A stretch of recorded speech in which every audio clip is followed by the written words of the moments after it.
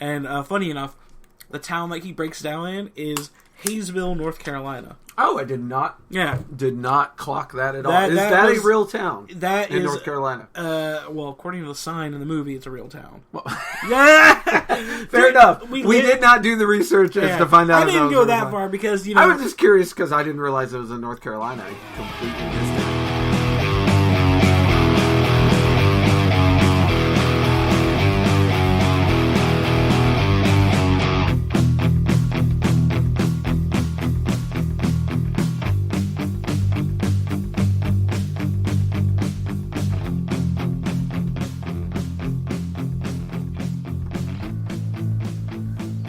Hello, and welcome to Judgemental Horror Junkies. After a very long hiatus, we are back in black. We're both wearing black t-shirts. Yeah, That's it's awesome. No fault of my own that we were gone for a month and some change. I mean, I take absolutely zero credit. This is completely full zero credit. Goreship's fault. He got canceled, and we had to ride that wave out and wait till the world accepted him again before we came back. The irony of losing a Friday the 13th episode on Good Friday was absolutely hilarious. It just goes to show you that all Fridays are bad luck, not just Friday the 13th. To everyone, I assume you heard the apology, but once again, it breaks my heart that you missed. There was so much fire in that episode. And it's not to toot our own horns. It's just we felt really confident that it was good shit. We had a good episode under our belt, and we were really proud of it. And of course, the powers that be, being the power programs, decided, nah, it's not for you guys this time. So yeah, but we had to put our tail between our legs. Yeah, precautions have been taken. And as I said before, in every podcast this happens. I just kind of hoped we would have gotten a few more episodes out before it happened to us. But we are back, baby! It is Reno Dino Valentino, head doctor at the Asylum for the Insane, Goreship, the ship that sails the river Styx. I almost said flies the river Styx. Yeah, I was like, where you going? Because I'm in a hurry. I'm in a hurry. Up a little bit, I'm in a hurry to get to it because, again, it's been 2 months and I'm chomping at the bit, as they say. Because today's topic is one of my absolute favorites. It is a genre in its own self within the horror subgenres. It is the horror genre known as Nicolas Cage horror films. There are very few actors that have created a genre to themselves in the horror franchise. You have your Bela Lugosi. You have you could say your Robert Englund. Your Nicolas Cage. Bruce Campbell. There's who's the other Universal studio? Vincent Price. That's the one. Elvira. All these niche characters that have made a whole subgenre based off of their persona, their personality, and their one. It's not an insult to say one-trick pony acting style. Oh, no. But they're so good at it that nobody else can actually do what they do. Yeah. And, the ever-infamous Nicolas Cage, a.k.a. AJ Coppola. Yeah. Who had, again, I brought it up last time, I'm going to forget, one of the best episodes of Community ever, where they're trying to figure out, is he a good actor or not? You know what? And it drives Abed insane, trying to answer the question. That whole thing with Abed, I became Abed for a short period of time because me and my fiance, we both decided, well, let's just watch a bunch of Nicolas Cage movies. We have to debate for ourselves. And so we did. We watched 8 different Nicolas Cage movies in the course of a month. Yeah. And I believe 4 of those were horror ones. And you know what? The horror ones were far more superior than some of the more serious or comedic ones he did. I will say that I love Mandy. I loved Mandy so much that one of my musical projects, Bastard Maker, created a whole song based off that movie, including a infamous scene from that movie where Nick Cage just has a total mental breakdown and is like, ah! Yeah. And it was still one of my favorite songs to this day. But we watched Mandy, Willy's Wonderland, The Color Out of Space, the H.P. Lovecraft adaptation. Yeah. And we watched a few other ones, but some futuristic Ghost Warrior one that he did, which was actually not too bad, not too shabby. But, I mean, what do you expect Nick Cage playing some, futuristic ninja guy? For me, Nick Cage, you described it perfectly earlier. Nick Cage does one character really, really well, and when he is playing that character, I love him. When he tries to get outside of that, Like in Willy's Wonderland, he was perfect. But occasionally when he tries to get outside of that character, I don't think he does it well. I have the same problem with Keanu Reeves. When Keanu Reeves is the guy just looking around going, what's going on? I don't understand. He's amazing. That's why he was great in The Matrix. That's why any movie where he plays a pothead, he's really good. But he's really good in John Wick, so I have to disagree with that one. I do not like John Wick. So we will agree to disagree. It is an action genre. Well, maybe it's just because this is one of the... I don't really like action movies. Mm-hmm. Like, I'm not absolutely in love with them. Like, I don't love the Fast and the Furious movies like all these other people who love action. But... the John Wick films I have seen, I know they're up to 5 now at least. I mean, obviously, the world has spoken. I really like the first two. I love the cast. I love the choreography. I love just the actual, like, I guess almost reality-based fighting style that it was of combat. I mean, my taste in action movies is so slim. My favorite action movie to this day is the Crank series with Jason Statham because it's so over the top. Yeah, it's really harpooning the genre of action movies. Oh yeah, and I think that's why I like it because they even have an ode to the Tokusatsu franchise where in the second one he gets shocked and has hallucination. He's a giant kaiju fighting another kaiju. It's ridiculous. Yeah. It's almost in the Nick Cage vein, but for Jason Statham. Yeah. Now with that being said, you said Nick Cage does really good as one type of character. Yeah. I have to ask you this. This character was kind of a departure from all those other characters because, and this isn't really a spoiler, if you watch this movie along with us, you'll know, he doesn't say a word in this entire fucking movie. In all of his other movies, he's all about being loud and boisterous and over-extenuating and talking really fucking crazy like Elvis. Yeah. This, he didn't say a fucking word. And the reason I say he's still that character is all because... while he's playing pinball. Oh, yeah. And the dance scene. Yeah, like, so even though he doesn't, you don't hear his cadence, because again, you're correct, no speaking. Nicolas Cage does a character who is cool and smooth under pressure, but then does this, like, almost clownic, over-exaggerating, like, hand expressions and mouth things. We got 2 out of 3 in that. You are correct. We got no speaking from him. But the other 2, I think, covered for the third and made this a typical character that I could see Nicolas Cage. Very campy. And I'm, you know me, I love the Batman 60s TV show I was introduced to camp. And from then till now, any camp I'm here for. So fun. As long as you understand it, like, hey, we're here to be campy and we're good with it, then I'm here. I will meet you there and be happy for it. And unfortunately, I think that's the preconceived notion people have going into movies. Every movie, not just a Nicolas Cage movie. First of all, if you're going into a Nicolas Cage movie expecting top tier quality cinema, you're really reaching too far because you need to know what you're getting yourself into, and you have to have this guy that did Face Off. I mean, come on. hey, don't talk shit about Face Off. That was one of the best movies to help revive John Travolta's career before he fucked it up again. Yeah. Sorry, John. I just. Yeah. I feel a certain Scientology done messed up your brain hole.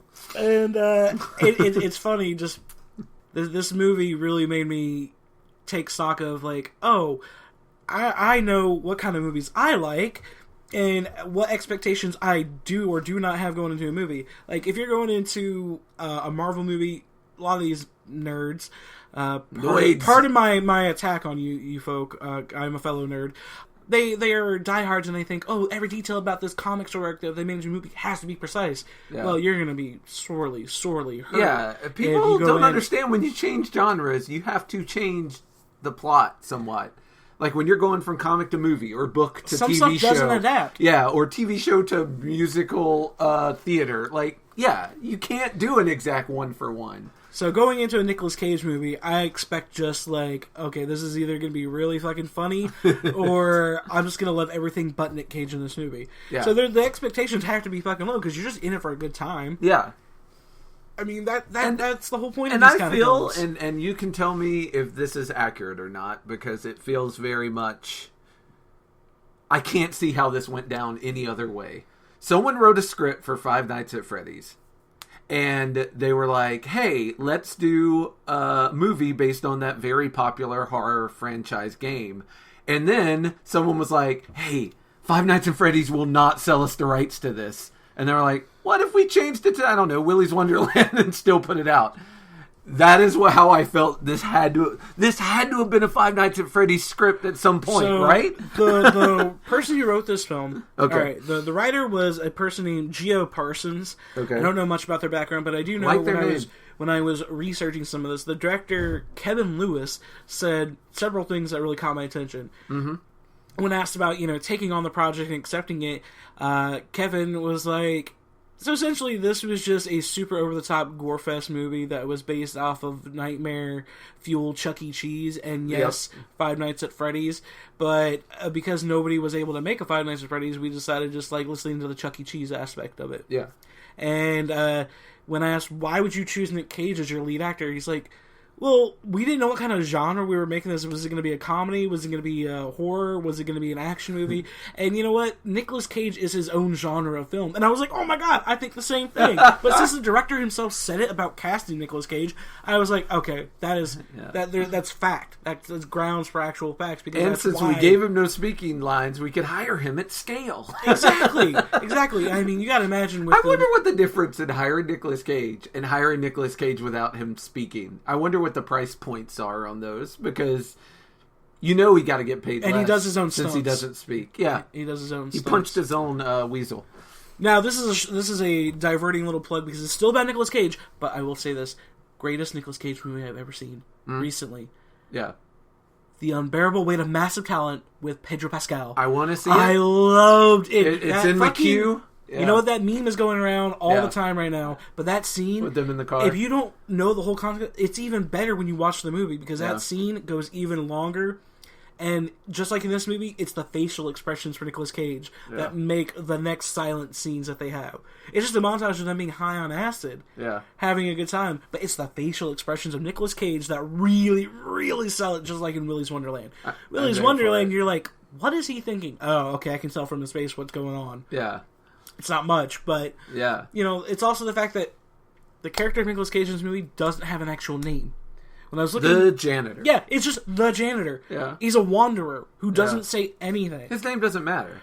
And not to make it too capitalist, but there is very much a thing of like, you are just a disposable cog in the machine. Oh, yeah, big time. Like, you're part of the staff. Like, you keep seeing these homages of Tex handing different people the shirt. Like, you're part of the staff. You're part of the staff. It reminds me of, when they have the corporate meetings, they're like, we're all a big happy family here. You guys are going to get a steak dinner. Yeah, we made an extra $200,000, so you guys get some pepperoni pizza. Yeah.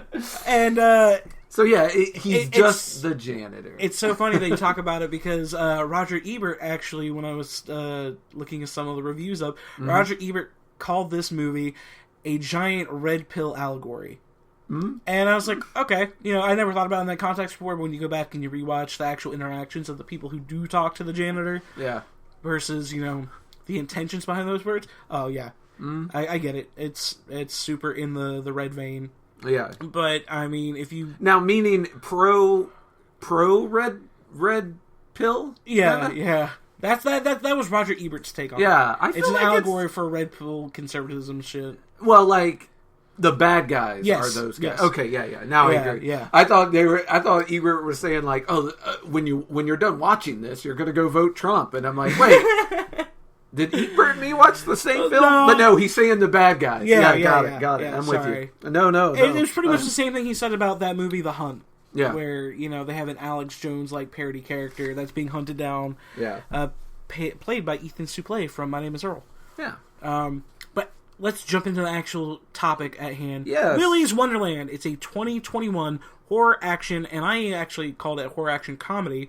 That was directed by Kevin Lewis, written by Geo Parsons. It stars Nicolas Cage, a.k.a. AJ Coppola, as the janitor, along with a small list of other unknown actors. I'm going to include this one because she plays a main part. Emily Tosta as Liv Hawthorne. Mm-hmm.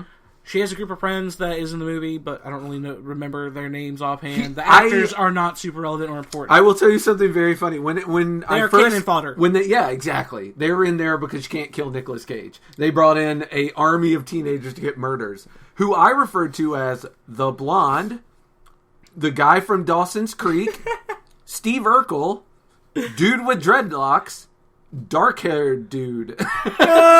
Now, eventually I paid enough attention that I eventually got names for all these characters, but at the beginning, they were all named after people they represented. Liv was the only one whose name I actually knew.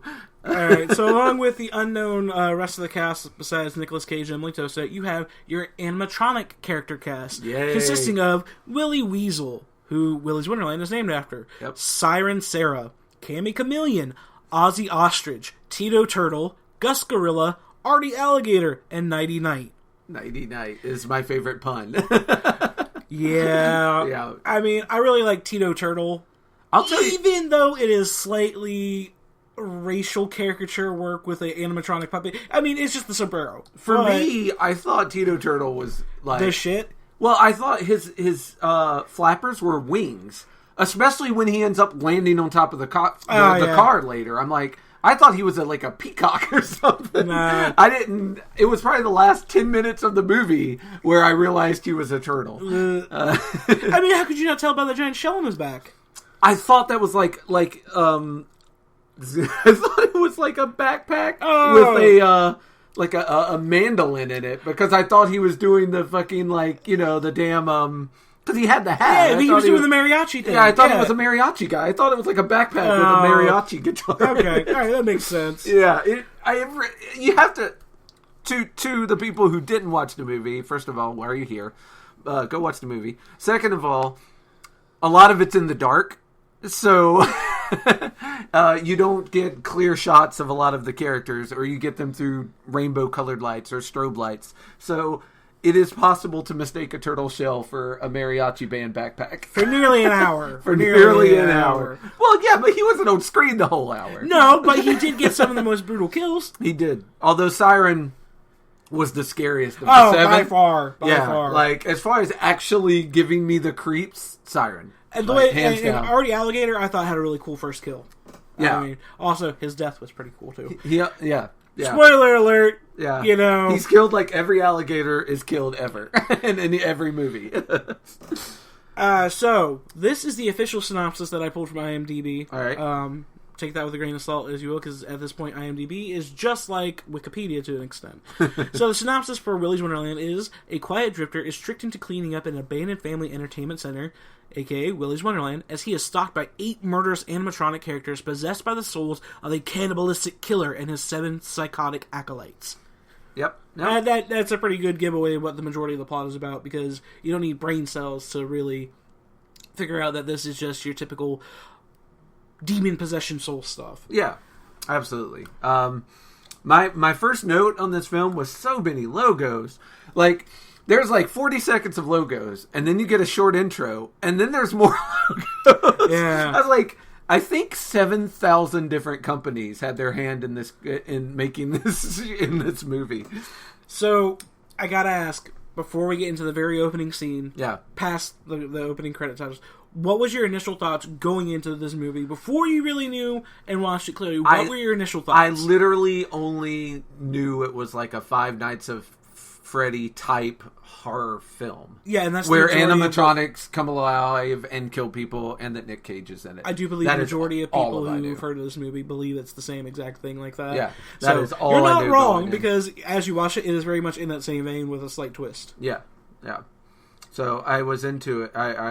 That was my thought.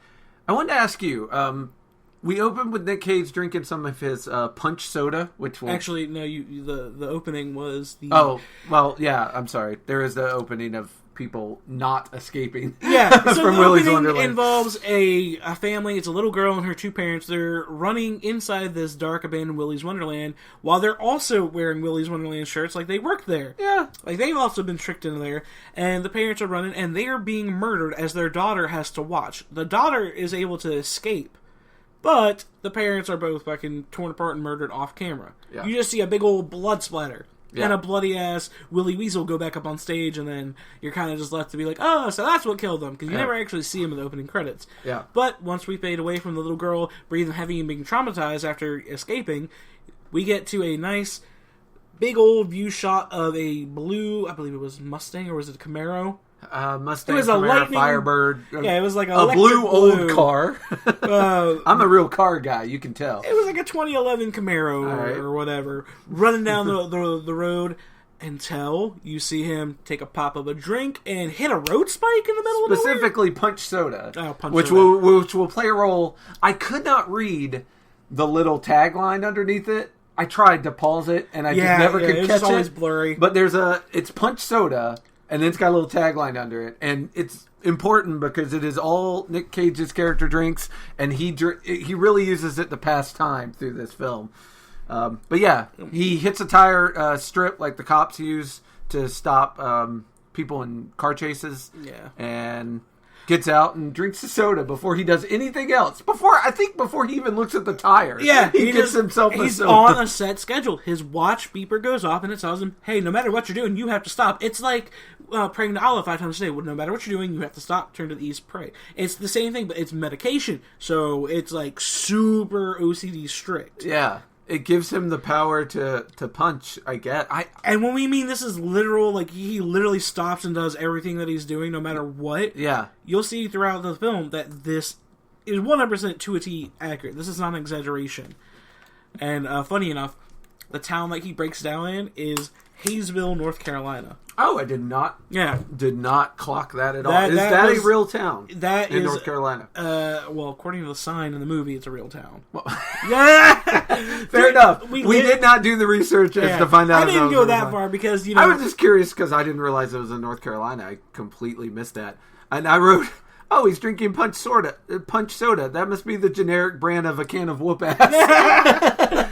Oh man, this movie couldn't afford actual cans of whoop ass. Well, no, so they had the generic. They wanted Hawaiian Punch. They wanted to get Hawaiian Punch. Oh, that would have been great. But they couldn't get it because it cost too much. So they're like, just take a generic can and call it, Probably also Hawaiian Punch is a kid's drink. They probably they weren't sure they needed to be connected to this. I wonder if Five Nights at Freddy had a similar thing where they were like, well, a lot of kids play our games. This is an R-rated movie. Yeah.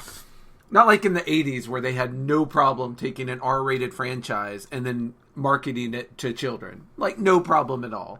There was a RoboCop cartoon. There was a Rambo cartoon. Like, they had no problem at all about that stuff. Like, so, Mr. Janitor Nicolas Cage, and this is before he even gets an actual janitor title. He's only the janitor because gets a janitor job. Yeah. And you are your job. So his tires are blown out. Mm-hmm. The local mechanic comes up and is like, I'll take your car to the shop. The tow truck / mechanic. Because it's a small town. People got to wear mini hats in this town. Yeah. And so gets to the shop. He's like, all right, it's going to cost you about like $600 to repair all 4 tires and get you back up on the road. Nicolas Cage is going to give him a credit card, and he's like, we don't take card. And he looks around. Oh, wait, there's... before that, when Cage gets out of the car, you get a shot of his shoes. Oh, yeah. Then you get a shot of who we will come to know as Liv. You get a shot of her shoes while she is pouring gasoline outside of Willy's Wonderland. And my first thought was, man, this movie's going to be over quick. Like, they're just going to burn it down at the beginning. I mean, obviously, I knew that wasn't. But that was a very... I liked that because it kind of... It gave you this whole, like, oh, you could have solved this problem very easily and very early on. Also, this movie obsessed with shoes. There's a lot of shots of, like, and here's feet. Maybe the filmographer, director had a foot fetish. Who knows? Possible. Whatever. Anyway, yeah, so he gets the car back and he's like, hey, it's going to cost $2,000 to fix, and we don't take cards. He's like looking around and there's an ATM and it's broke down. He's like, yeah, ATM's been busted for a while. And so he's kind of like, no, he says, and I quote, the town was going to get the internet, and then we just didn't. Oh, man, okay. That so the ATMs don't work. We installed the ATMs, never got the internet, so it doesn't work. Jesus. But, and he's like, I got an idea. How about you go work for the sheriff who owns the Willy's Wonderland that's been abandoned? I really thought it was a little... When he said, well, would you be willing to work it off? I thought we were getting ready to go into a porno. Yeah. I thought Nick Cage was going to just get on his knees and work off that debt. But he has something else in mind. It turns out that the sheriff, just like the mechanic / This is Tex, right? Yeah. The big hat wearing guy. Mm-hmm. He is also a entrepreneur who owns a bunch of real estate, and he proprietized buying Willy's Wonderland after it had a horrible incident happen back in the 80s. He describes it as a kid climbed on one of the animatronics, got a little hurt, and they shut us down. So he completely glosses over what actually happened. The truth. Yeah, he's like, this fucking nanny state shut us down because a kid got hurt because one of the animatronics moved on him. I mean, that sounds about right for a North Carolina representative or any type of law enforcement politician. It sounds about accurate. Yeah. I did not catch that Tex was the sheriff as well as the owner of Willy's Wonderland. Yep. I thought the old lady with the shotgun, who we will meet shortly, was the sheriff, but she must be a deputy. She's the sheriff, but he owns the commissioner, whatever. Okay. He oversees police department, so he wears many hats too. Yeah, I also like he takes Nicolas Cage in to show him where he's going to be cleaning up, and you get your first shot of the animatronics, and it's great. Like, the cinematography on the first shot of the animatronics is so good. Because the whole place is dark. You see them up on stage. They're all in shadow.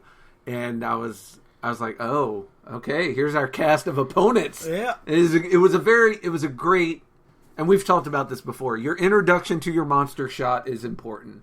And this was a great introduction shot to the antagonist to our hero.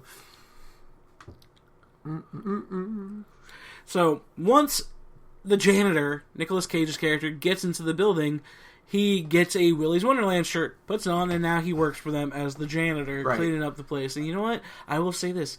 This man is actually really fucking good at his job. He is meticulous. When they show him actually... He is unbelievable. The scene where he cleans that bathroom in 30 minutes is mind-boggling. I'm like, that is a 3-day job by Especially how gross itself. It was.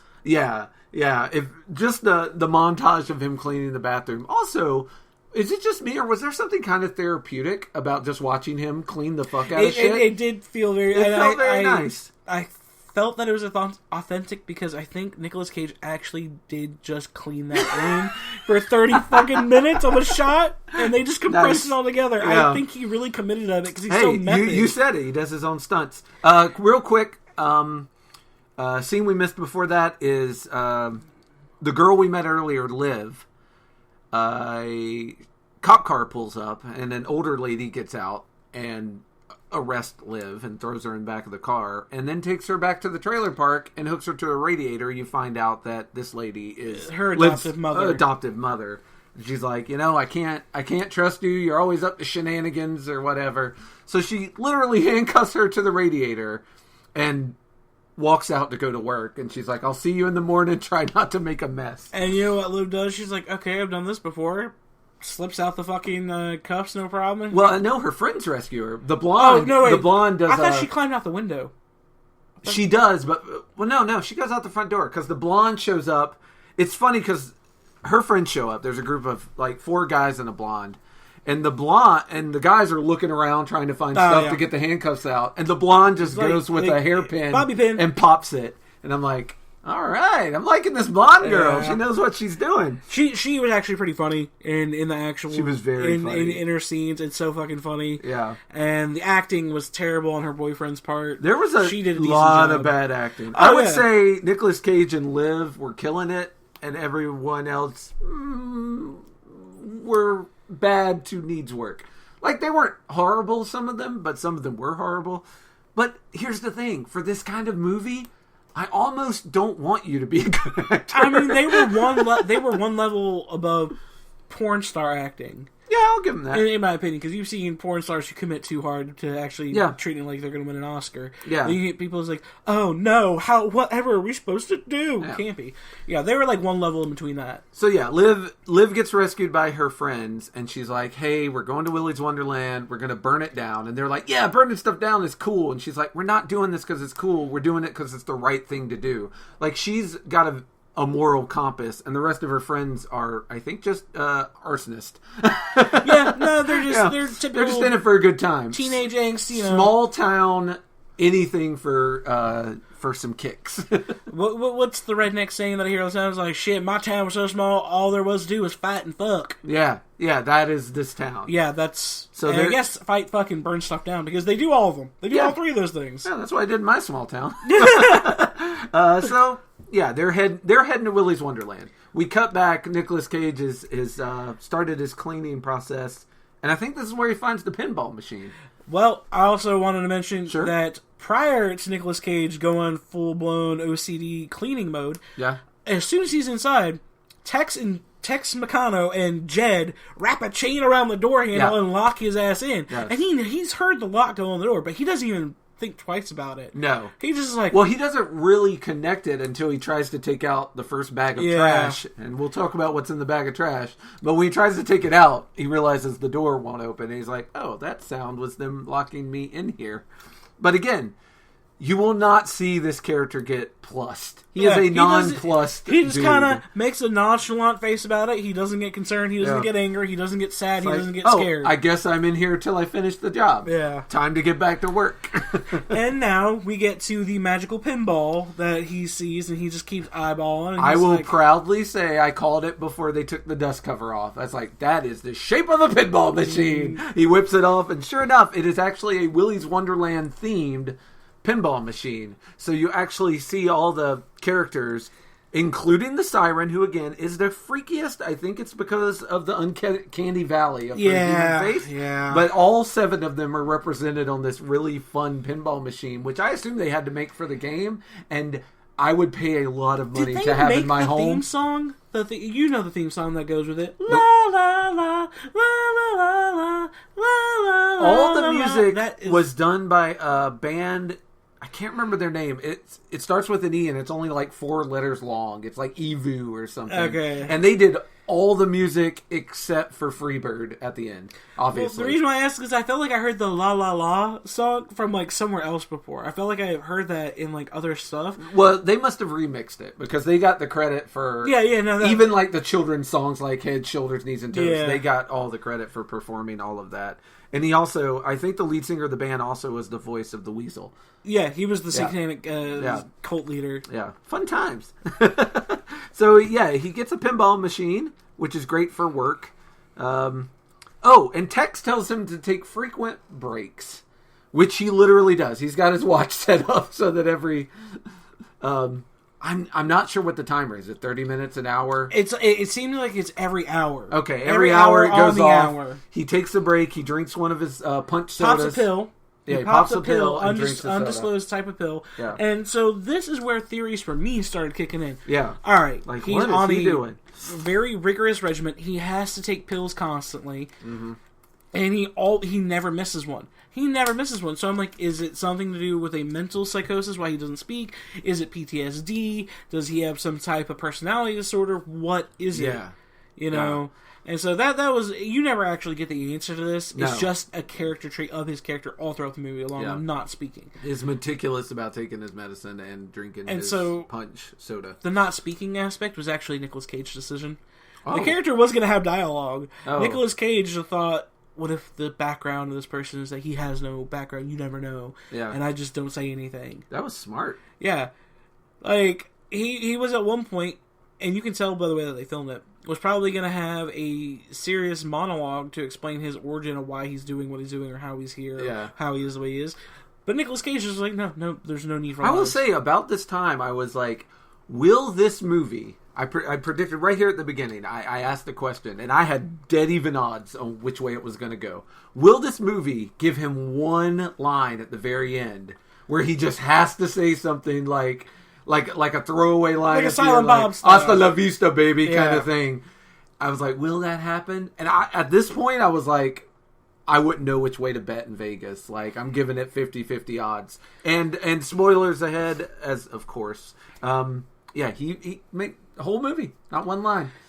And I was proud of the movie for resisting that urge, because I don't think it would have helped to thrown in a silly one-liner. You can thank Nicolas Cage for making that executive decision to be like, next time I see him at the Weirdo Actors Guild, I'll bring it up. Because I think I have a connection to Nicolas Cage because of a childhood incident that happened with me when I was very young, living in California. And this is something I still remember to this day, and it wasn't just my parents, being like, "Oh, you remember that?" Yeah. So when I was 7 years old, we were going to San Francisco to visit my mom's high school best friend who was graduating from college, and we were at the airport just landing in San Francisco. Nicolas Cage was there, and when we were waiting around, he stepped on me. He stepped on me in his fucking rattleskin snake boots and leather pants, and he still had the kind of like long mullet hair from Con Air style. Okay. And it was around the time that he was dating before he married Lisa Marie Presley. Okay. So they were there. She was off somewhere with her like bodyguard, security guy, whatever. Yeah. And he was walking by us because he was going to get coffee. My parents were in the line to get food next to the coffee shop. Right. And he accidentally stepped on me because he wasn't paying attention. Yeah. And at first, my parents were going to get upset, but then they stopped and realized it's fucking Nicolas Cage. At the time, my dad, being a big movie buff, really loved Nicolas Cage movies. He loved Face Off. Okay. Loved Face Off. And so he was just like, "You say sorry." Yeah, so I was kind of upset and crying. Nicolas Cage stepped on me, just like stepped on my fucking foot or in the side of my leg, and he just goes like, "Oh," he's like, so sorry," and okay, at least he apologized. He had the coffees, and he's like, hope you folks have a good flight, and you so sorry. And my dad was just like, say sorry back. Yeah, I was like, what am I apologizing for? I'm sorry. But beautiful. I didn't know who Nicolas Cage was at the time. I'm glad the story ended with him not being an asshole, though. No, at first he was kind of a dick because he just kind of stepped in. He's like, realize it's a fucking little kid. He's like, sorry, and then just went about it. It wasn't as I almost spilled hot coffee in this kid's eyes. I suppose I should apologize. I was blinded this kid for life. I guess I should say sorry. I'm sure with the long career that Nicolas Cage has had, plus the drinking and the alcohol, the drugs that he's done over the years, copious amounts. He's had a very fun party life. He does probably not remember stepping on me when I was a kid in the 90s. I love the idea that you think if he had drank less, he would remember that. Like, it was a big thing. It would have been a pretty big deal in his life if he had just drank less. How many people have you bumped into the airport that you remember today? Yeah, Nicolas, I'm sorry. You guys aren't gonna... he's not gonna see you from across the crowded room and run over to you and go, "Are you okay? I remember you, Goreship. You're sorry. Breaking my heart. That's what I lived and strive for. What is living meant if not for Nicolas Cage to approve of me and remember me? He's gonna hear this podcast and he's gonna pretend he remembers, and it'll be just as good. Honestly, if that did happen, I would still be flattered that he pretended. When this episode comes out, tag him. Tweet at him. Tweet at him. Hey, what's the harm? I think that's a good point. Yeah. I don't know if you remember this Nicolas Cage, but San Francisco, back in the early 90s, around the time that you were rocking the rattleskin snake boots. Just tag him with the episode. San Francisco. Make him listen to the whole episode. Airport, stepping on me. I was like 6 years old. I remember it. You were still pretty nice. It sucked getting stepped on by a celebrity, but it's probably not going to be the first or the last time. So... Fair enough. Yeah, that was my little side rant, just because this all connects. The story had to be told. Yeah, and when better to tell it? If I have a Nicolas Cage story, I got to tell it. But what I want to get to is the first fight in the bathroom. No, the first fight is the ostrich who just comes at him. He's got done cleaning the bathroom. Yeah, he had the mop on the hallway. Well, no, because he fights the gorilla in the bathroom. So before he fights the gorilla, he's standing in front of the animatronics, and every time he looks away, they'll wiggle a little bit. I just remember the mop. Yeah, every time they'll wiggle a little bit, and he looks back and they stop. Yeah. And then the ostrich's like, "I'm gonna eat your fucking face!" And then the fight starts. Nick Cage goes straight Nightwing, pops that mop into two sticks, a la Nightwing, and beats the fuck out of that ostrich. And at that point, I was like, okay, it's going to be this type of movie. Yep.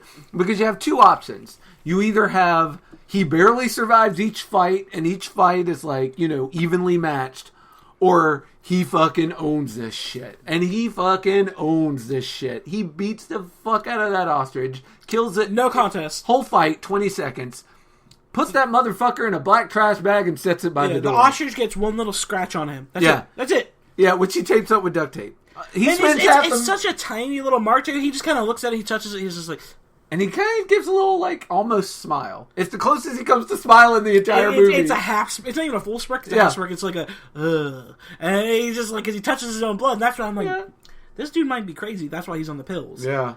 He might be a homicidal maniac. And the way he fatalities this ostrich does not make me disbelieve that theory. He's broken and shanked someone with a broom before. Yeah. Or mop. I mean, yeah. He completely decimated Ozzy the ostrich. Yeah, it was fatality. Like he literally rips out his little robo spine. It's amazing. So and then he goes to clean the bathroom. Yeah, he goes. And we have our unbelievable bathroom cleaning in 10-minute montage. Yeah. And then at this point, finally, Liv and her friends make it to they're outside of Willy's Wonderland. Yeah. Now that it's chained up after he's gotten his second kill. Yeah. Let's discuss a little bit about. While Liv and them are pulling up, this is when the second attack starts from Gus the gorilla. Yeah. First he's walking out of the bathroom and he hears something. He goes back in and someone's written happy birthday to you and blood on the wall. And he just sprays it and starts cleaning it. First of all, that was the first time I got a little bit of the creeps. I was like, all right, that's a little spooky. Yeah, that was good. Spooky. That was good. That worked for me. And then, he ends up having a fight with a gorilla in a bathroom, which if we could not convince you to watch this movie any other way, I feel like if I tell you there is a fight with Nicolas Cage versus a gorilla in a bathroom, you should be on board at that point. And the coup de grace of it all is Nicolas Cage curb stomping the animatronic gorilla's face into a toilet. Yeah. Over and over again. Yeah, until he's covered in gorilla oil. Oh, and after each kill, he has to go change his shirt. There's a pile of Willy Wonderland staff shirts that are torn and bloody. Every time he kills one, he has to go and change into a different shirt because it is important that he keeps his appearance professional. He wants to look professional. And so now we have another clean shirt. Real quick, beeper goes off. Yes, but there's a monkey quote. You're as hot as a pancake on a grill and just as tasty. That's what the monkey says during the fight. Yeah, all right. I forget that they speak sometimes whenever they're in the middle of their fight scenes, and they just hit them with the You're hot cheesy... as a... Yeah. Well, it's the kind of thing an animatronic might say when combined with a serial killer. Because it's half cheesy and half terrifying. Tino the Turtle had probably the one that I remember the most. Is like, "Oh, that's a tough hombre." Yeah. It's just like, damn, right after he punches him square in the fucking beak. Yeah. But yeah. Yeah, so his beeper goes off. So his beeper goes off, and this is his second round of taking his medication. He literally just stops in the middle of, dragging the body, the gorilla remains, goes to the kitchen, pops open a punch drink. Yep. Punch soda, pops his pill, and then goes back to it as normal. Well, I think, is this where he starts playing the pinball the first time? That's okay, because, it eventually becomes a part of his break routine. Like, every time he takes a break, he also plays the little pinball. But I was going to say, in terms of the scene, the way when they show it, after he does that, yes, he does play pinball, but we cut to Liv breaking into the building and climbing through the duct system, the vents. The biggest air duct I've ever seen. She could almost stand up and walk through that air duct. What is with air ducts in fucking TV shows and movies that make it look like it's an actual, giant jungle gym? She could have, spider walked through that air duct, no problem. I guess it had to be that big because it needed to fit an alligator in it. Yeah. Because she gets blindsided by Artie trying to chew her legs off. Yeah, that one was pretty terrifying. I'm always creeped out by the scenes with, crawling in tight spaces a la Die Hard, Bruce Willis style, and then having something chase after you really quickly that you can't outrun. Yeah. But somehow in the movies they always outcrawl it, even though the thing is moving super fucking fast. Yeah. Makes no sense. But it's still very terrifying in the sense that... Oh, it was a good scene. Yeah. That was a good scene. And she's running and running, she almost gets her fucking leg chopped off, and she finally breaks through into the building. And what room is she in, Mr. Reno? The Siren's Halloween Den. The creepiest... It's like a forest. Fucking like a haunted fairyland. Forest. Yeah. Yeah, it's a horrid... It's the land of the Fae. And, the Siren is there, and she is Matrix fast. She is all over. They sped up her movements so that she is creepy fast, crawling around, jumping around, and it looks like she's twitching while she's running in the air. So good, so good. Like you had mentioned before, it does have this super creepy, uncanny valley feel to it because it's a normal woman's body, in a ballet tutu suit, Tinkerbell style, with broken animatronic wings. Yeah. But she's wearing a hyper-realistic, like, living doll mask face with, like, part of her with animatronic... a crack in it. And, animatronic cheekbones showing underneath it. And it's just super crazy, because when she opens her mouth, it goes from pretty lips to giant, like, fangs. Yeah, and black, like, bile. Coming like, out of it's her mouth. Robot oil, like, leaking around her mouth. Oh, it's so good. Like, and I think she also... better than the other animatronics, and maybe it's because she had a suit that made it easier, she does the doll movements of, like, turning her head suddenly sideways while she's talking, turning it back straight. Like, she did that better than any of the rest of the animatronics in a way that just creeped me the fuck out. I did find it interesting that Sarah, the siren, didn't immediately kill Liv. She kind of fucked with her. She kind of threw her in a tree. Well, she, quote-unquote, I guess, kidnaps her, if you want because when Nicolas Cage walks in, she falls out of the tree. She, like kidnaps her. She doesn't kill her immediately, which I find very odd. I don't, once you learn the story, which you do at this point, because she's trying to convince Nicolas Cage to get the fuck out of there, and she tells him, like, here's what happened. You get the flashback. She get the flashback. So basically, this is like the serial killer convention from Sandman. This guy, who is a serial killer... invites some of the world's elite serial killers to come work with him at this pizza place. And they all start sacrificing children randomly from the restaurant in their little serial killer cult in the back room. Yeah, Jerry and the Zoo Crew serial killer convention.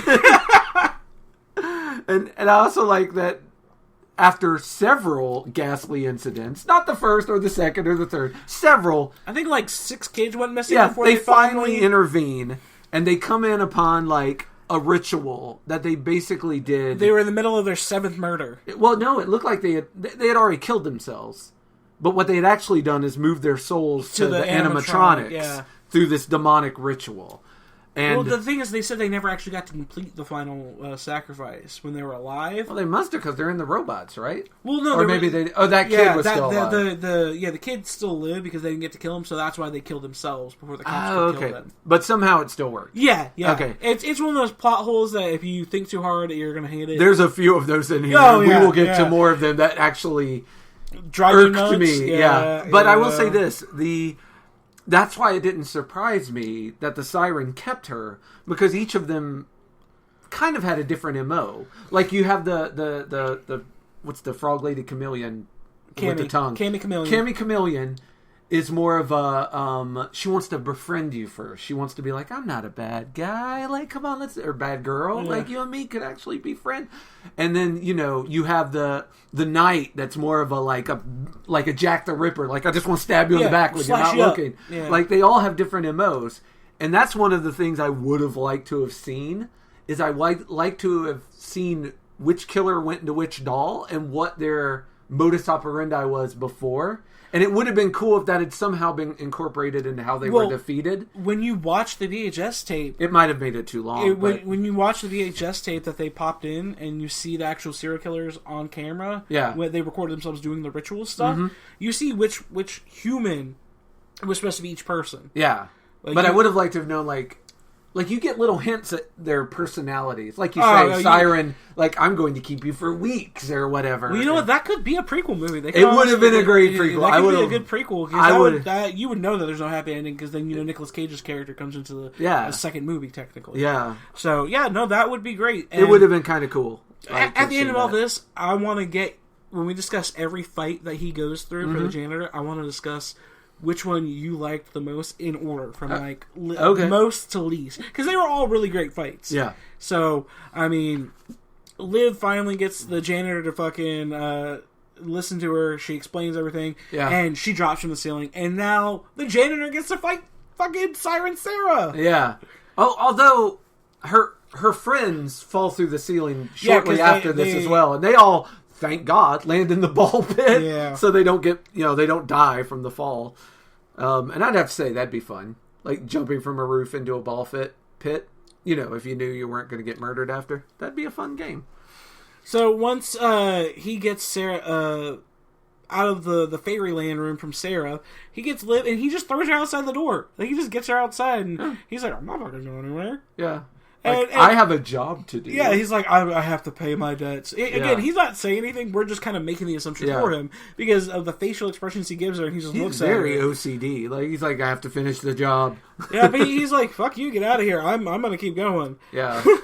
And she won't leave him. And then the other people are there, and they're all kind of just looking at the animatronics.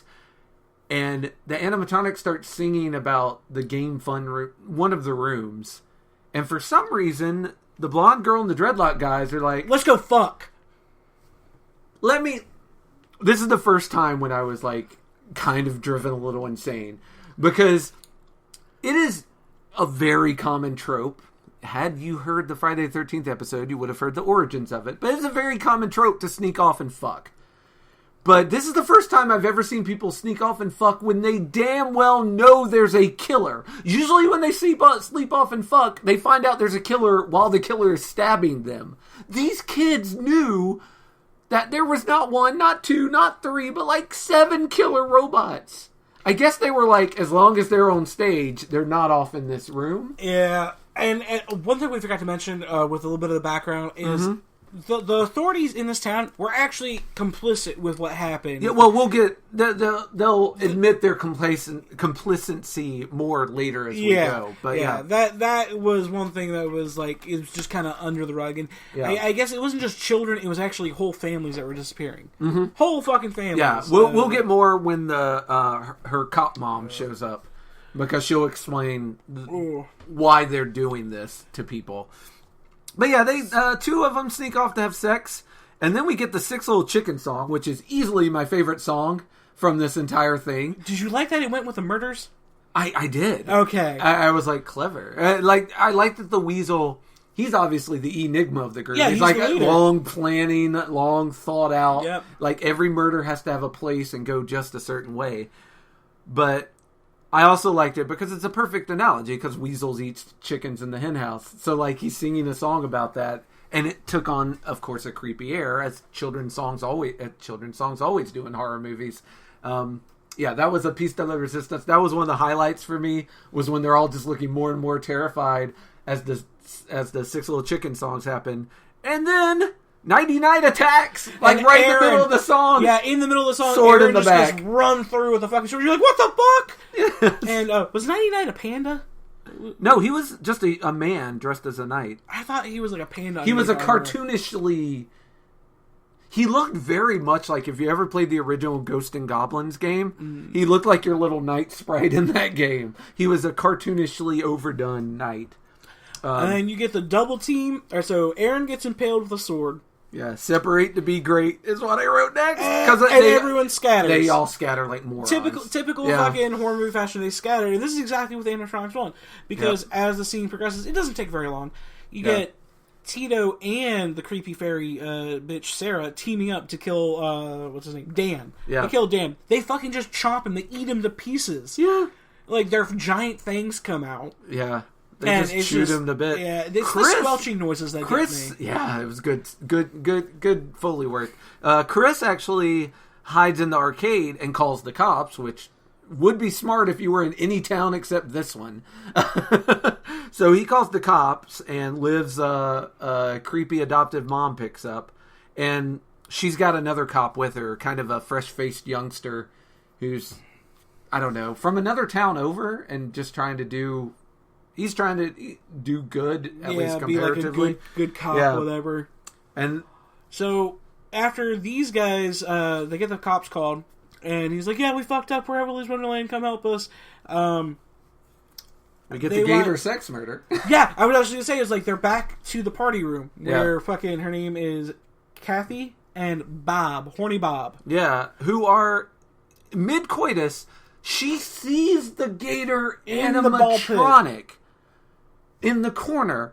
He says, let's give him a show. And I'm like, you have lost me at this point. Yeah. Like, there is dumb horror protagonist, and then there's this. This is on a whole nother level. This is like if you saw Jason coming towards you with the hockey mask, and you're like, we're just going to keep fucking and let him watch. Like, no, that was That took me out of it. Yeah, yeah. Again, another one of those things that you have to understand. We know this is bad acting. The whole execution of the way that this Bob character was going about his lines was just so fucking... Yeah, Bob was especially a bad actor, and this was just too...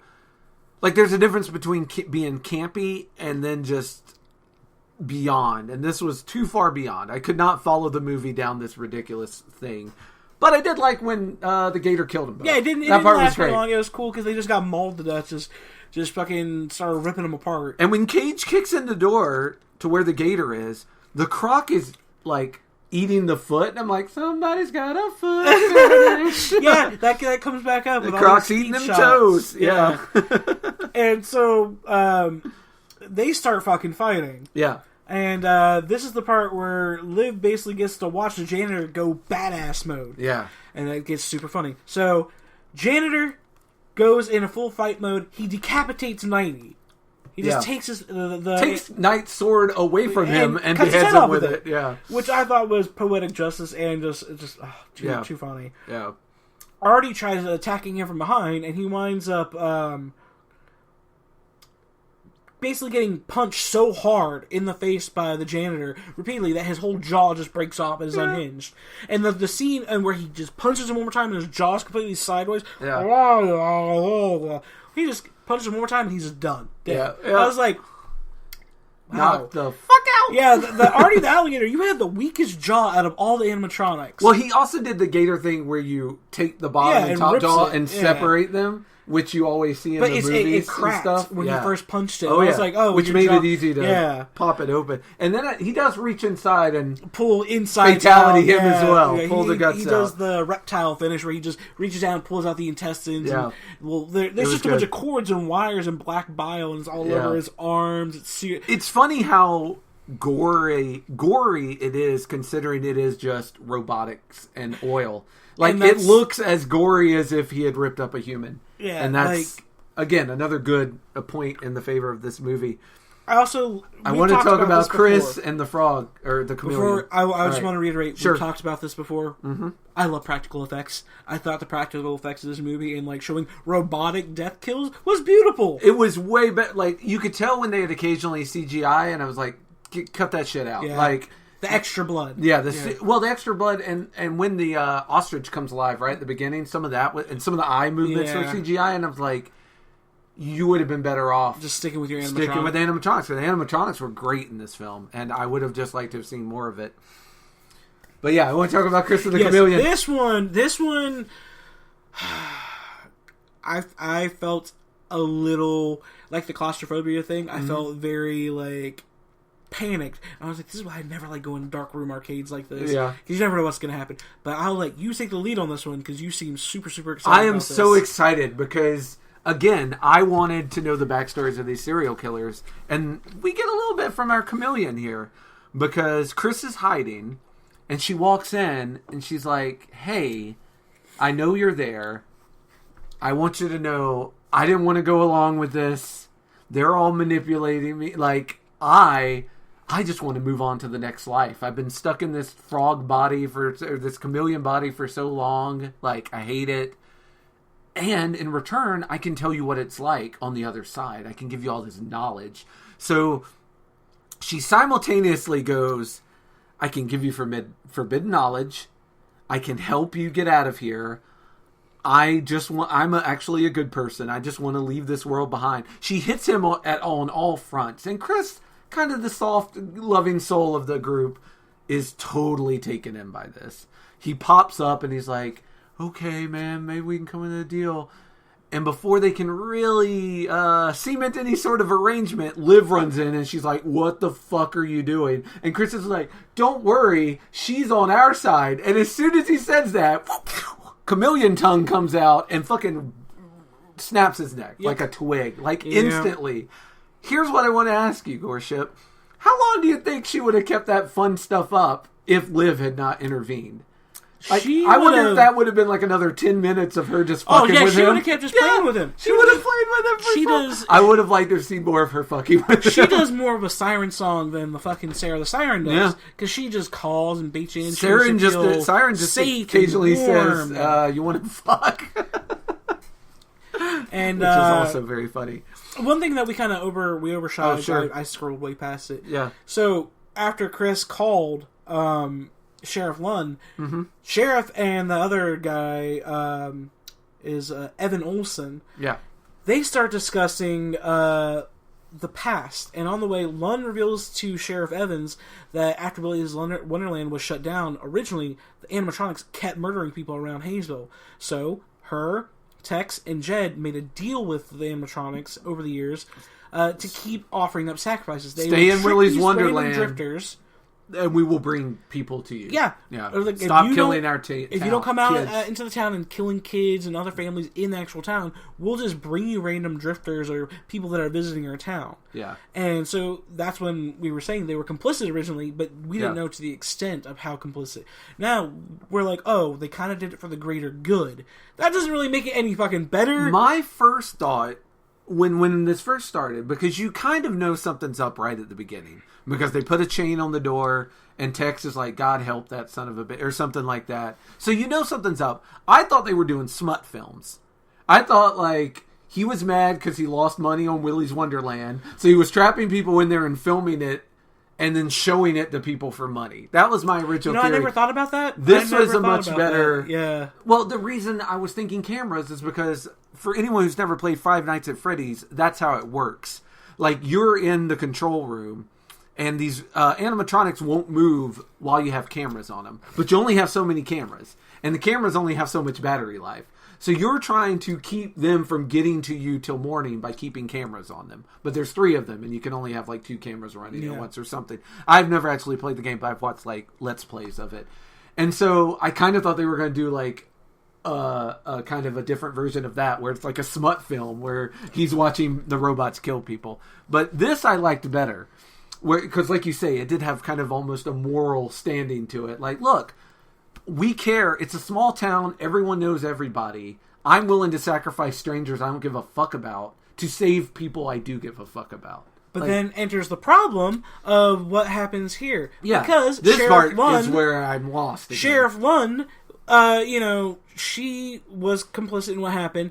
Liv's family was the family at the very beginning of the movie that was being slaughtered. That little girl was Liv, who escaped. And out of some type the cop adopted her. some type of fucked up moral guilt, she's like, oh, I got your parents killed, and you were supposed to die too, but you live, so I guess I'll adopt you out of, like, some sense of guilt and obligation. And it became a real love, because there's a point where the sheriff straight up says, like, I don't know what I would do if she died. Yeah, but Liv didn't know the extent of what they agreed to until the very end. Yeah. Well, when the sheriff shows up with this deputy, she's got a shotgun out, and she notices that Nick Cage has killed a couple of them. Like, I think he's killed, 3, 4 by now? He's killed 4. Yeah, he's knocked them in half.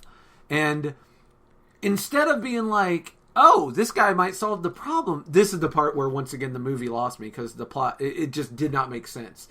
Instead of being like, oh, he can take out the other 4 and free our town from this goddamn curse, instead she's like, at gunpoint, I'm going to handcuff you so the other 4 can have an easier time of killing you, and I'm going to apologize to Willy and be like, sorry, when we locked him in here, we didn't know he was a fucking Green Beret ex-Marine or whatever the fuck he is, so sorry. And the whole part is because you think that, they're coming to help, that they're coming to save the day, coming to rescue them. Yeah. Because they finally, I don't know why they didn't fucking kill Cammy the Chameleon right away, but they have her fucking tied down. Yeah. They have her, tied up and ready to go. And... Oh, I think it's because he had another break. Oh, yeah. That's what I was going to say. In the middle of the fight with Liv trying to fight off Cammy the Chameleon, he literally stops because his watch goes off, walks away and goes to the kitchen. Hands her a knife. Yeah, just gives her a knife. He's like, good luck, babe. Gotta go take my medicine. And for that entire, 15 minutes that she's fighting alone. Yeah, or 10 minutes that he has for his break. I forget how long the actual break is, because he has 2 alarms. One is start your break. Well, it never shows us his clock, so we have no idea, when these alarms go on. But he's sitting there just playing pinball the whole time. She's in the background fighting. He's having a hell of a good time. He is into this pinball game. The beeper goes off, and he just stops. And goes back to work, and that's when he just out of nowhere starts fighting Cammy the Chameleon again. Yeah, the chameleon fight while the janitor takes a break, and then the question of why not let the janitor finish this. Like, that blew my mind, where I was like, look, he's obviously handling business. You can free your town from the curse, but instead you tie him up, or you handcuff him and go, yeah, finish him.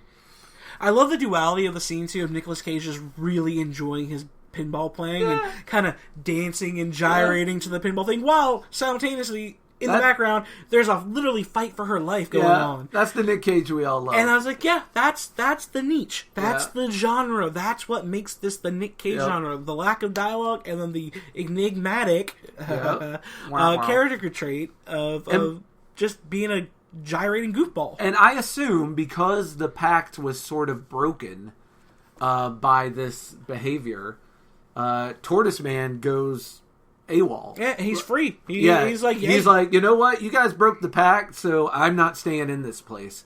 And he actually attacks Liv and the deputy because the deputy is taking Liv back home. Yep.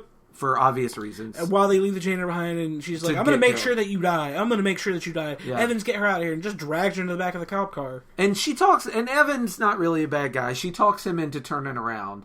But before he gets very far, something lands on the roof of the car, and hey, it turns out it's our stereotype. And I'm trying to figure out at what point he actually got away onto the vehicle.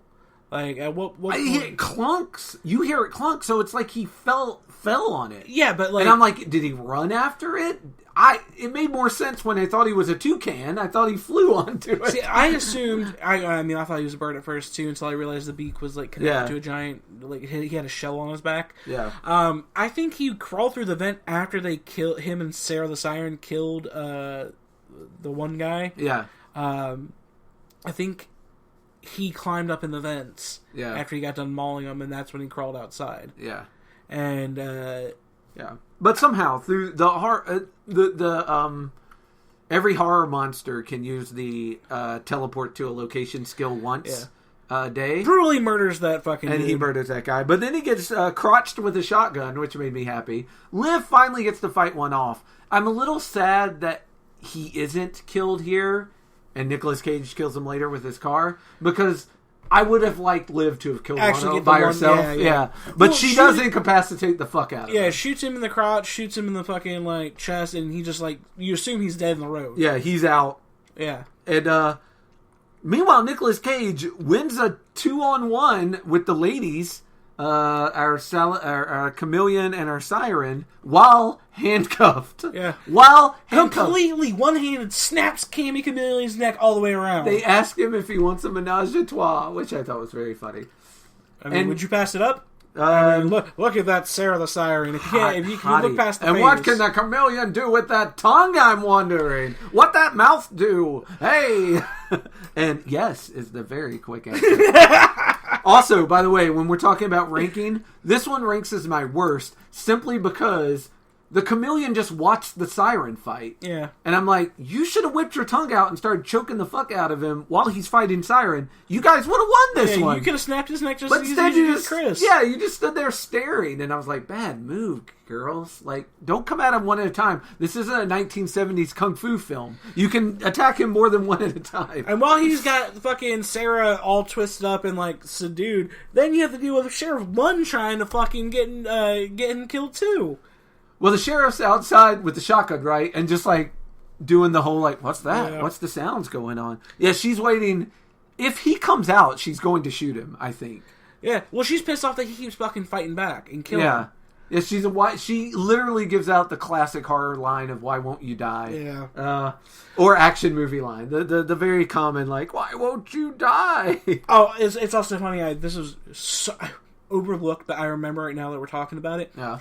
During the scene when they're initially trying to get out, and the janitor is fighting off the animatronics, we have to get out of here. We have to get out, and it's we're stuck in here. Liv goes, he's not stuck in here with them. They're stuck in here with him. I was like, oh, cool, Rorschach tribute. Yeah. Ha ha ha ha. I was like, it's so cheesy, but it's fucking true. It's for this movie. When she says that and it cuts to him just beating the fuck out of him. Yeah. I was like, oh, okay, yeah. The truth is there. I'm sorry. I had to get Oh no, that's important. A little callback because to that. any Watchmen references, especially since I have a comic podcast. I should have caught that. Goreship, would you like to take over comic dissection? You and Cecilia. Meet every 2 weeks. Recorded. I'll do the editing. I can't stomach reading semantic error. All right, it's lovely. I could not just from listening to Cecilia break down semantic error part 1 and part 2. Yeah, I was like, this surefire way to make me never read it. And yes, Cecilia, if you hear this, which you probably won't, this is a shot fired. Shots fired over your bowels, Cecilia. Then his watch goes off again, and then we get the pinball dance solo. With the whole dance number, the lights and stuff, and you kind of get a mindset visually of what he's seeing while on those pills. Now, this is getting us ready for the final fight. This is the dance montage before the fight with Willy himself. Willy the Weasel is waiting in the wings, the last of the troops, ready to fight. Yeah. And it's funny, right before that happened, when Lund tries to get Willy to kill the sheriff, he rips her ass in half. Yeah, he's like, we ain't got no deal. I ain't gotta behold you to nothing, so he just kills her. Yeah. The sheriff is basically like, Willy, come finish this. And Willy, I kind of think, and again, we don't get enough of the serial killers that I can say this for sure, but this is my impression, was that Willy was kind of offended. He's like, oh, you don't think I can take this guy? I can fucking take this guy, and fucking kills her. And then you get your only real challenging fight for Nick Cage. He actually has a tough fight. Yeah, Willy fights back pretty hardcore. Yeah, we get a strobe light effect, so Nick can't really see where Willy's coming from, and Willy's scratching him and punching him and throwing him around, and I'm like, yeah, you think he's about to die? I'm like, Willy is Willy's providing. He's the final boss for a reason. Yeah, he was writing checks that he could cash. And finally, it gets to a point where the janitor just gets that extra one up, breaks Willy's leg, and then rips his fucking head off. Yep. Completely, just full on, Highlander style, just rips the head from the body, and you see this robotic spinal cord attached to it. Yeah, again, there's so much good. Mortal Kombat fatalities going here. So good. Yeah, it was a very finishing moment. Yeah, exactly. And you know what's crazy about all this? All the monsters are slayed. The place is trash once fucking again. Yeah. Morning rolls around. The place is cleaned up. Yeah. The janitor fucking cleaned up all the dead bodies. Yep. He looks like shit, but he changed it to a fresh shirt, got a couple of duct tapes across his face from where he was cut up. Tex and the mechanic show up. The mechanic's driving the car. Yeah, he's Nicolas Cage's car. He thinks it's going to be his now. Well, no, he's giving it to Tex. He's handing it to Tex for reasons I cannot comprehend. But he's driving it, he's doing wheelies in the parking lot. Because it's a beautiful car. Yeah, he thought he was going to get it for himself. He's now. This is fun! And then him and Tex are talking oh, that poor son of a bitch, blah, blah, blah. But then Tex notices that the lock's no longer on the door.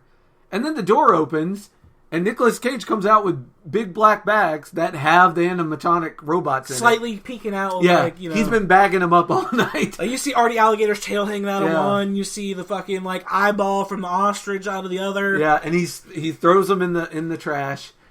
And he walks up to the mechanic, and the mechanic just looks as you would expect. Shocked. Looks like he's seen a ghost. Shocked. And just kind of drops the keys into Cage's hand. And those two are like, what the fuck? And Liv, who is the only other survivor from the evening's festivities, Nick gets in the car, and Liv just kind of looks at the car, and then after a minute, also walks to the passenger side and gets in as well. And they drive off into the sunset together. Yeah, and I thought it was very odd. I was like, well, I mean, he's like, I guess I got a sidekick now. Yeah, and it really felt like a sidekick thing. I think she was into him, but I don't think he was reciprocating. I mean, she's a teenager. I hope he wasn't, because she is a teenager. I hope it's more a Batman and Robin relationship than a Batman and Catwoman relationship. And in the final closing moments, we get two more things that happen. So they drive off into the sunset, the triumphant heroes who survived the fucking night, the Five Nights at Freddy's style massacre. Mm-hmm. Then it cuts to Tex and Jed discussing, well, shit, now that it's cleaned up, well, what are we going to do to clean this up and reopen Willy's Wonderland full time? Maybe change the name. Yeah.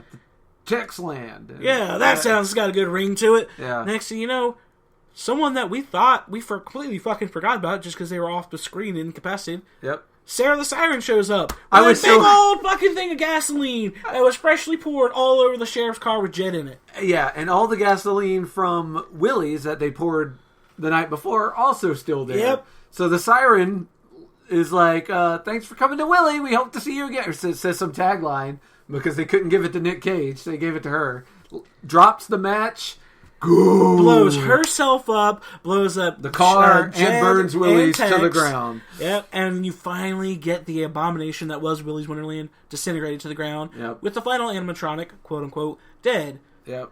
Until we get a little bit further down the road, and you have Nick Cage in the front seat just kind of staring out the window, still high on his pills. We see our turtle slowly getting up off the road. And Liv says, Yep. and she just hauls ass over and crushes his fucking animatronic head in. Yeah. Then backs up over it. Yeah. And then back forward one more time. And that is the end of all our animatronics. Willy's Wonderland. So that's the end of Willy's Wonderland.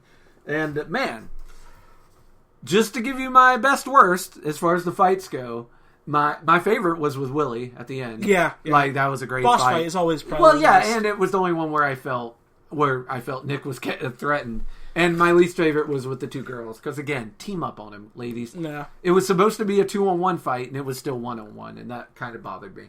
But that was my favorite and my worst fights. The others would have fallen somewhere in between. Yeah, I for me it was a toss up between Gator fight probably my next favorite, just because I love the fucking ripping up and pulling the guts out. Yeah, mine is between the fight with Willy and the fight with Gus the Gorilla, just because the scene of that was a great just fight. curb stomping the gorilla head into the urinal over and over again. And that one actually, the gorilla gave him a run for his money. Yeah, I mean he I thought he broke his ribs. I thought he did. He had to duct tape him up.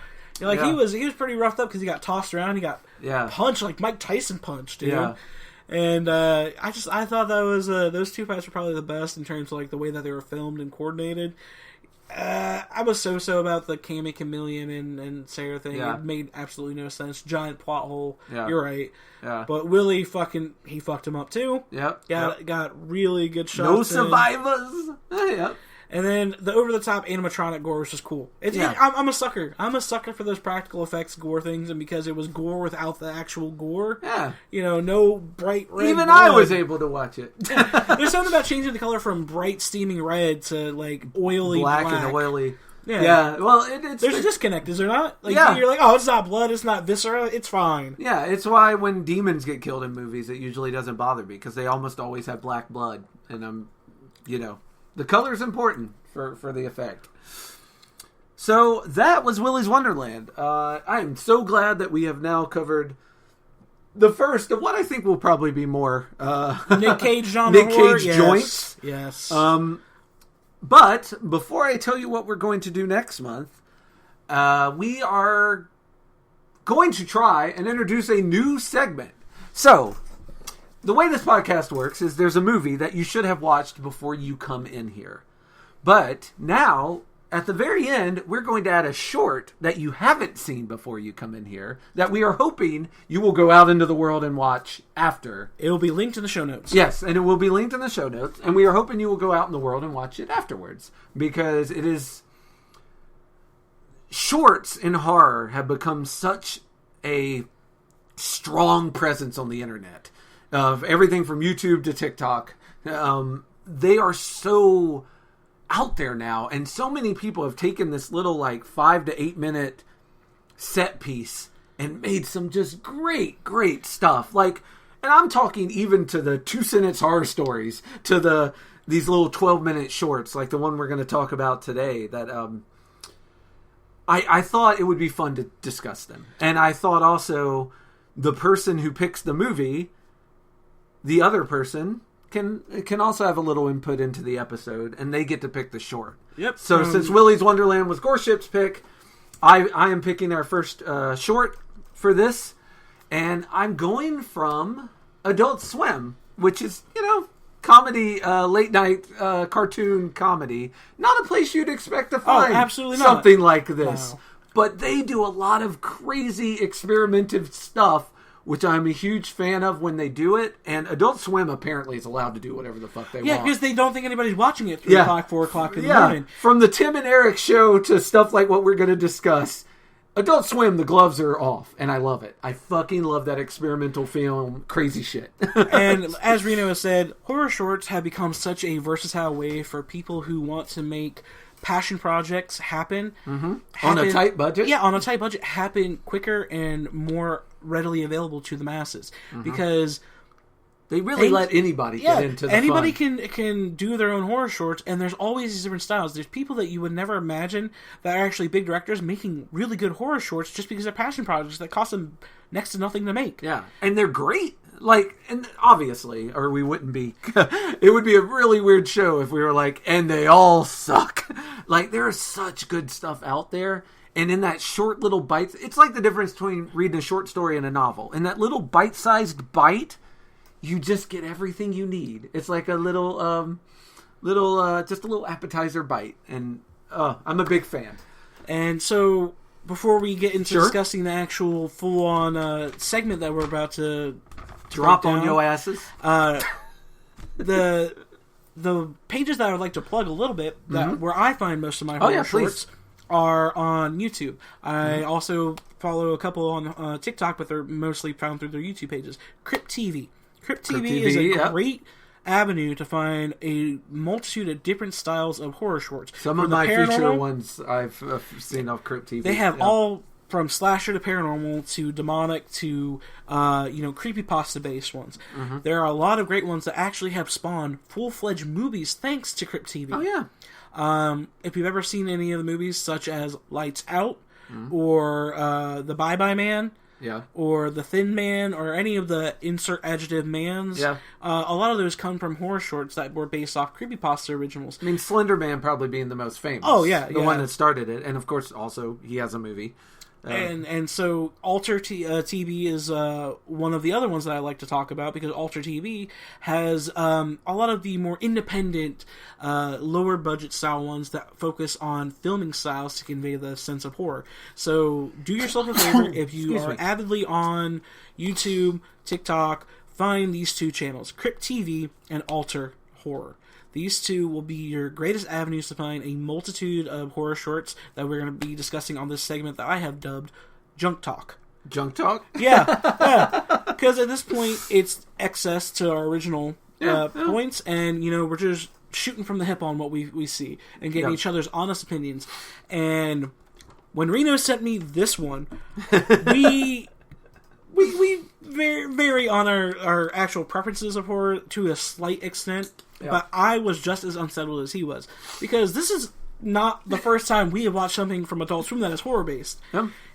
Adult Swim actually did really well this past holiday season when they had the Yule log video, where you think it's just a Yule log burning in the fireplace for 24 hours on repeat. Yeah. But halfway through, there's a horror movie that starts playing. Yeah. In the Yule log. Yeah. And it's holiday horror terror slasher style, but it's so good, it's so creepy, it's so unsettling. It has Eric Andre meets fucking the Brack Show kind of vibes. Well, Too Many Cooks is another one. Oh yeah, that's Too Many Cooks from that. Starts out very funny, where it's just like a sitcom intro that never ends. They just keep introducing people, but slowly a serial killer shows up and starts murdering the people in the show. So. Yeah, Adult Swim, there's some people there that have a big they have a big hard-on for this type of theater. I am convinced that Adult Swim solely hires based off of how much acid can you handle. Are you okay with other recreational drugs? Yes. And I think that's what it is. So, Reno, what is the name of this short? Before you go into depth, what is the name of the short? Well, our director, Alan Renrick and Bon Bryan, have brought us something called Unedited Footage of a Bear. And boy, if that's what you're expecting, you are going to be surprised. You get unedited footage of a bear for about 20 seconds. And it's funny because it's that kind of nature documentary where you see the bear and you hear people just like whispering in the background like, oh, it's so majestic. Oh, look at it. Blah, blah, blah, blah. He's moving closer to us now. I don't know if he can hear us. And I think he smells us. The video description under it, because this was a specifically for YouTube. This was not one. I mean, I think it did air on the show. It did. But it was made for YouTube. They have so many clever little YouTube nods. The video description is unedited raw footage of a bear I filmed with my cell phone. So if you read the video description, you are also going to be misled.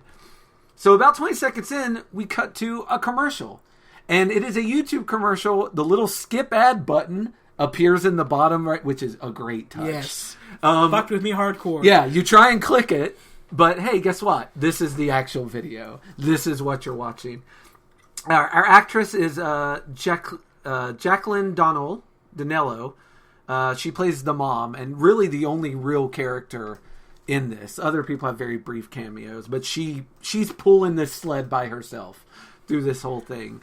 And it's kind of an allergy commercial. And it starts with the creep. She's at a park, and her kids are playing, and they're all like, look at me, Mom, look at me, hey, Mom, hey, Mom. And it's the whole like, oh, this mom is being overwhelmed by her life. And there's a haziness around. Try bendrazinquil. Being a mom is like being in two places at once. Remember that line. And, yeah.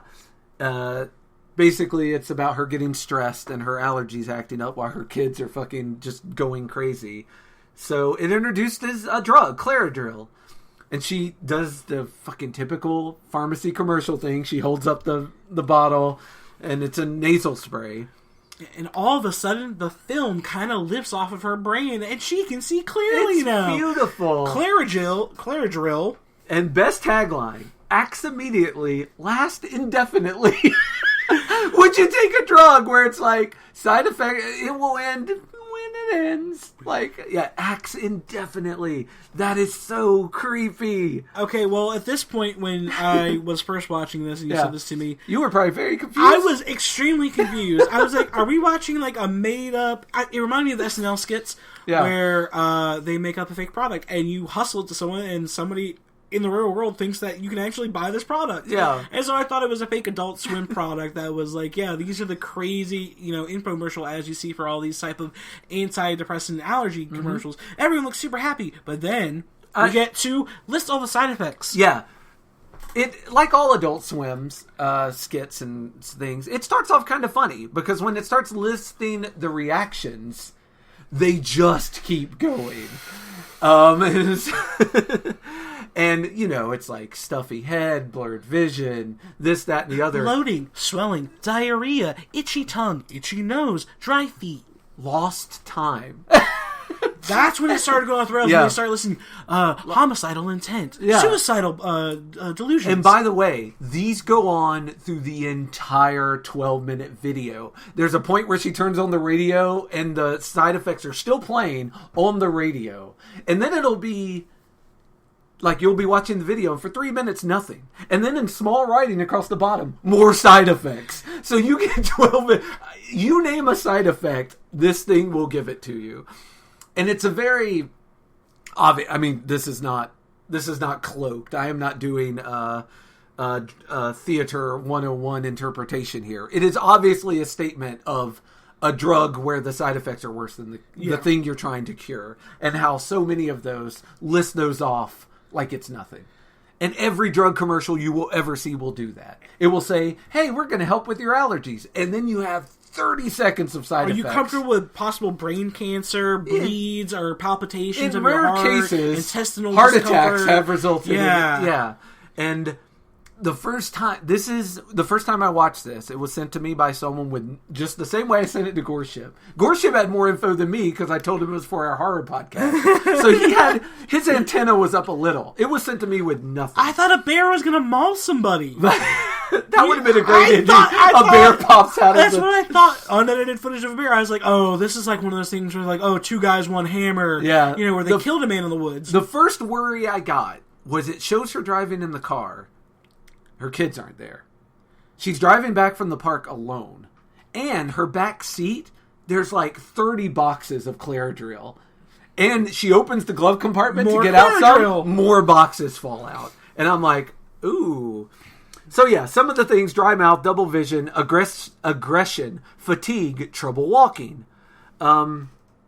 Yeah, and I love the way while these are listing off, she's trying to get more. And she opens it and, nothing in there but more empty boxes. She finds one, she takes a snort, and she's driving home through the one of those neighborhoods where every house looks exactly the same. The ticky-tacky houses where everyone looks exactly the same. Copy-paste. Yeah. But there's a house where a man is being arrested for murder, we assume, because they're bringing the people out in bags, much like Nick Cage. And there's a dead body in the driveway. Yeah, and there's a dead body, and he's just screaming, but he sees her, and he just stops, and he starts eyeballing her. He's just got this demonic dead man face. She is driving by, looking slowly at him. He's looking slowly at her, and this was my interpretation, Goreship. Tell me if this rings true to you, or if you felt something else. She was seeing herself in him. Like, she was seeing the fact that she is also going off the rails in this fucking guy. Yeah, I made the parallel when you see that person's house versus the house that you see at the end of the commercial. Mm-hmm. I mean, like we said, it's a copy-paste kind of house, but it literally looked almost identical, like the same fucking place. It was her future. She was seeing her own future. And also, you're kind of like, is this a hallucination? Because it's one of the side effects is that you hallucinate things. So is she even actually seeing this? Well, then the other thing is after she does that, she keeps crying.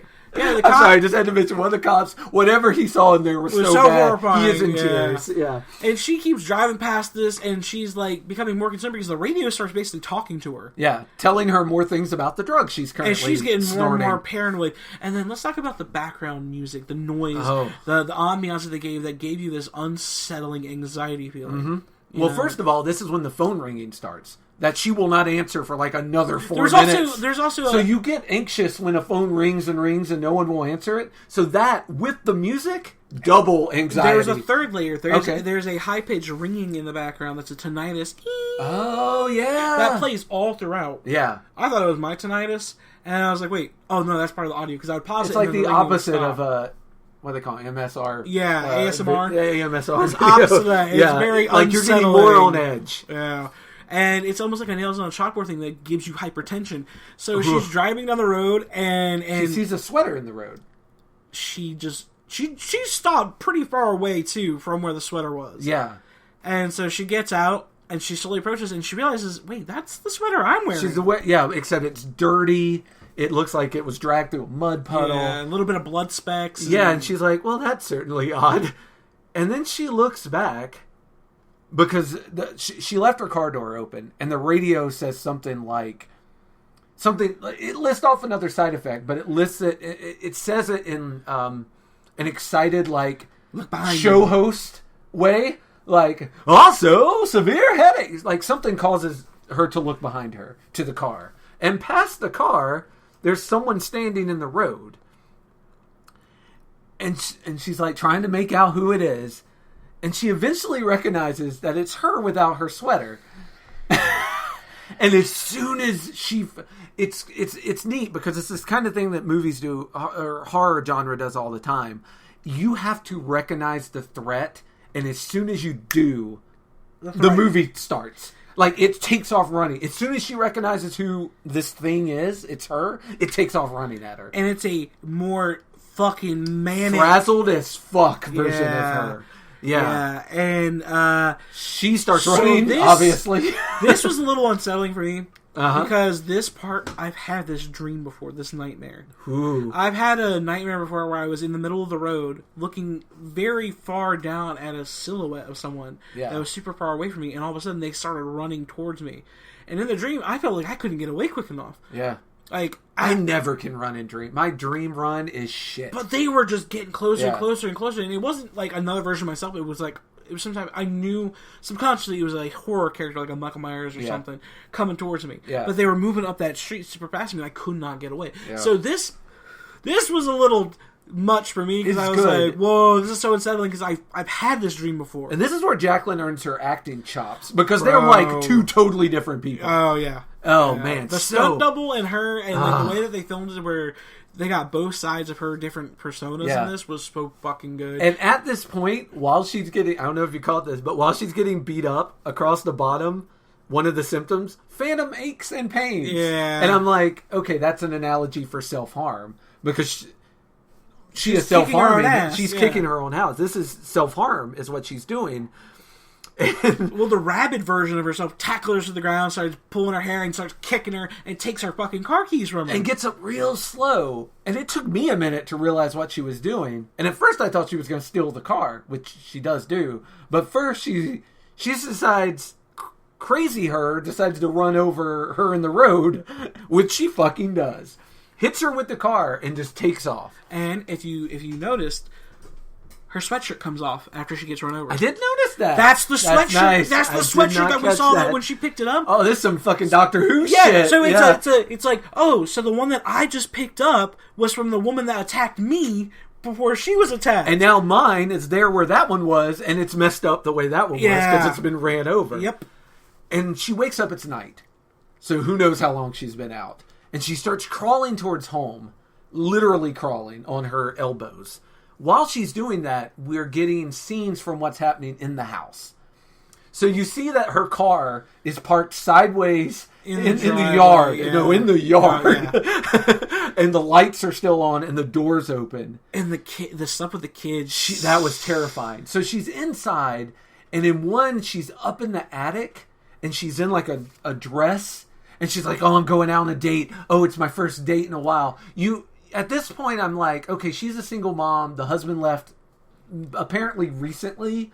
And she's getting back into the dating pool, but while she's manic. Yeah.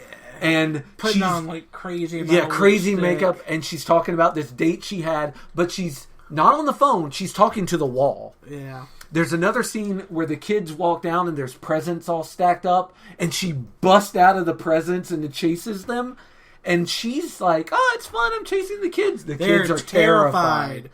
Then she's marking X's through people there's a wall of pictures in her house, and she's Xing out everyone except her.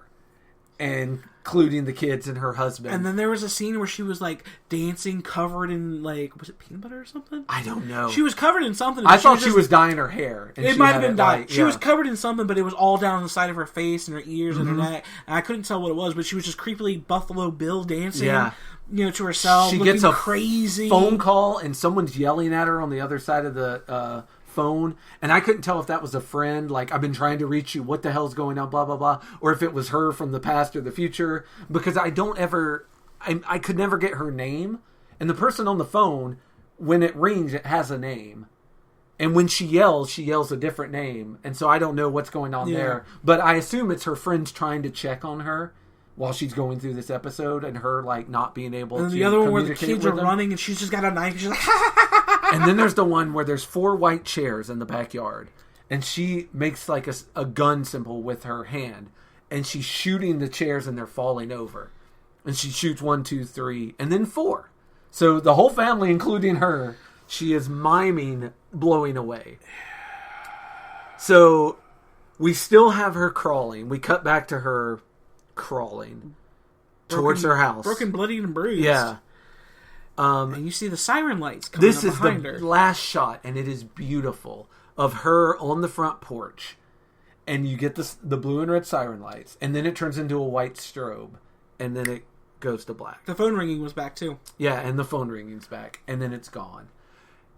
I am 99% sure she murdered her kids at the park and buried them there, because just her at the park and then coming back without the kids. And then all the stuff that's happening at the house. And then the cops showing up.